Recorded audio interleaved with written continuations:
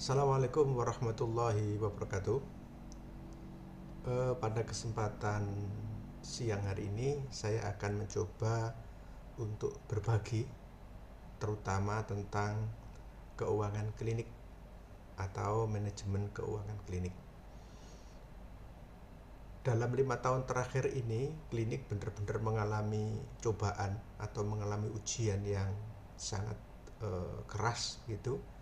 Setelah adanya kebijakan tentang akreditasi, kemudian adanya lagi satu sehat, terus bentar lagi itu ada yang namanya KRIS atau kelas rawat inap standar. Ini memaksa klinik untuk banyak berbenah, sehingga itu akan mengeluarkan dana yang tidak sedikit.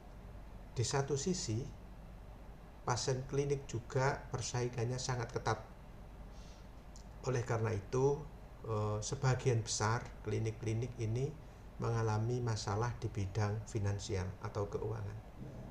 Saya akan mencoba untuk sharing tentang bagaimana menghadapi hal ini sehingga klinik itu benar-benar tahan uji.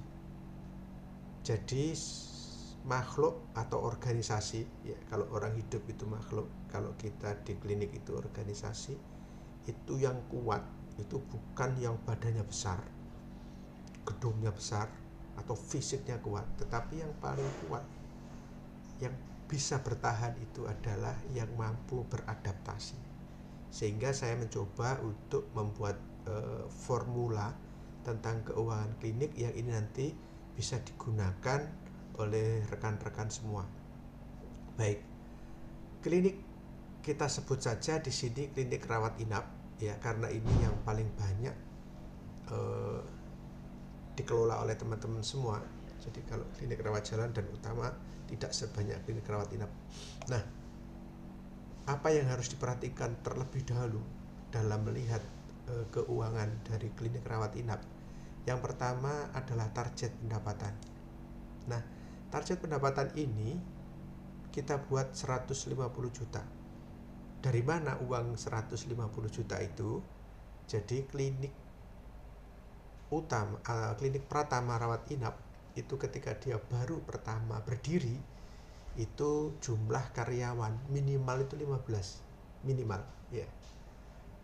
Nanti kita bahas tersendiri dalam episode tentang SDM. Nah, 15 itu kalau kemudian kita buat rata-rata gajinya adalah 3 juta, maka kita butuh 45 juta ini untuk gaji karyawan. Untuk gaji karyawan. Secara ideal klinik itu dengan minimal SDM itu butuh 45 juta. Nah, 45 juta ini nanti tentu nggak dibagi rata, tapi disesuaikan dengan profesinya. Nah, kalau 45 juta itu adalah 30% dari total pengeluaran, maka target pendapatannya adalah 100%, sejumlah 150 juta. Itu adalah keterangan sederhana tentang target pendapatan 50 juta. Terus bagaimana saat ini kondisi klinik Bapak dan Ibu semua? Jadi kalau seandainya Bapak dan Ibu sekarang ini kliniknya pendapatannya taruhlah 100 juta. Tinggal ngeklik di sini aja. 100 123 123. Nah, kurang satu. Ya, oke.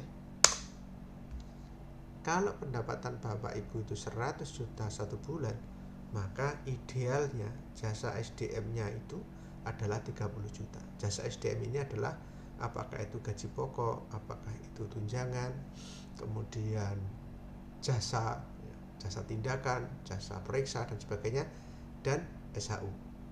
Jadi ada bonus dari SHU.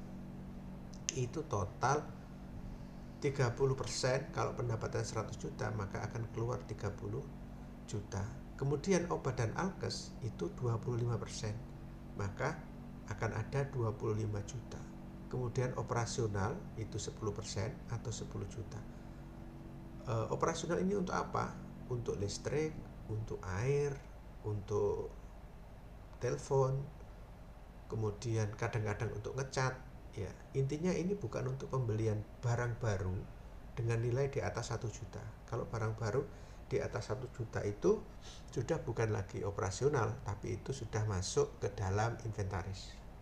Nah, kemudian CSR. Apa itu CSR? CSR adalah corporate social responsibility.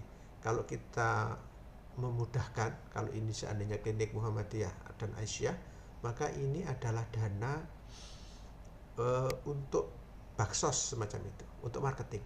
Jadi bisa digunakan untuk marketing. Marketing ini harus dianggarkan, misalkan untuk tujuan menambah kapitasi. Nanti kita akan bahas. Jumlahnya adalah 5% dari total pendapatan, berarti sekitar 5 juta kalau pendapatan kita 100 juta. Kemudian ada penyusutan bangunan. Jadi bangunan itu rata-rata dalam 20 tahun itu habis masa manfaatnya. Nah, di sini bukan hanya bangunan tapi juga termasuk alkes. Maka kalau pendapatan 100 juta, maka penyusutan itu dibuat 10 juta.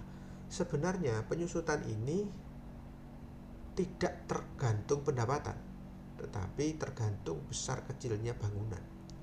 Tapi karena supaya tidak terlalu membebani, maka kita bisa buat penyusutan ini diikutkan dengan pendapatan bulanan. Kemudian SHU besarnya adalah sekitar 20% dari pendapatan. Intinya ini adalah prosentase ideal yang kami anut ya. Selama 10 tahun kami mengelola klinik, ini kita pegang, dan alhamdulillah ketika kita disiplin memegang ini, klinik akan sangat survive gitu. Dengan berbagai macam kondisi, klinik akan benar-benar mampu untuk bertahan. Nah, sekarang bagaimana kita mencari penyebab sebenarnya klinik kita itu inefisiensinya di mana, atau kenapa klinik kita kok nggak bisa punya SHU? Ya, kita lihat saja di sini. Pendapatan target ini adalah 150 juta. Kita hanya bisa 100 juta. Maka kesimpulan minus 50 juta. Maka teman-teman harus mengejar ini. Mengejar supaya ada kenaikan pendapatan. Kemudian di sini jasa SDM 30 juta. Maka di sini kurang 15 juta. Ini hal-hal kalau minus berarti harus ada yang dikejar untuk dinaikkan. Sekarang bagaimana evaluasi target terhadap realisasi? Artinya begini. Target ketika pendapatan kita 100 juta, maka di sini realnya berapa?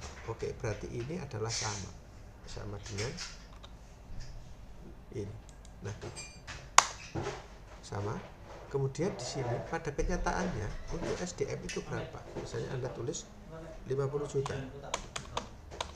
Nah, kalau ini kita tulis 50 juta, nah dan seterusnya, misalkan obat dan alkes 30 juta. Dan kemudian misalkan operasional 15 juta. CSR misalkan tidak ada, tidak pernah melakukan kegiatan, akhirnya penyusutan bangunan 10 juta. Nah, oke. Berarti teman-teman tidak ada SHU. Tidak ada SHU. Dalam evaluasi ini, coba Anda perhatikan apa yang paling mencolok. Yang paling mencolok adalah di SDM ini. SDM-nya ini adalah 20 juta, lebih banyak dari seharusnya. Maka nanti selanjutnya kita akan membahas tentang bagaimana pengelolaan SDM sehingga bisa matching dengan pendapatan. Demikian penjelasan sederhananya. Apabila ada pertanyaan bisa ditulis di kolom komentar. Assalamualaikum warahmatullahi wabarakatuh. Tetap semangat.